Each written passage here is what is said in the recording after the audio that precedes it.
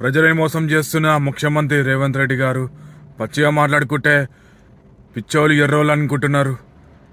ఇది చాలా అన్యాయం. ఎందుకంటే ఒక పక్క ముందుకొచ్చి అందరికీ రుణమాఫీ అయిపోయింది, లోన్ వేవియర్ అయిపోయింది అని చెప్తున్నాడు. ఇంకో పక్కన చూస్తే ఏం కాలేదు. ఊర్లలో పాపం ఒకవైపు రాజకీయాలు చేయడం ఒకవైపు, కానీ ఇట్లా అన్నం పెట్టే రైతన్నలకి మోసం చేయడం చాలా తప్పు.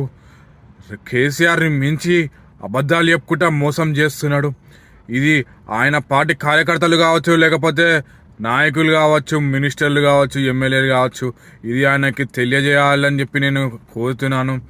ఇలా అమాయక ప్రజలు మోసం చేయడం అనేది ఇంతకు మించి దిగజాడుతనం ఏదైతే ఉండదు అని చెప్పి ముఖ్యమంత్రి గారు గుర్తుపెట్టుకోవాలి.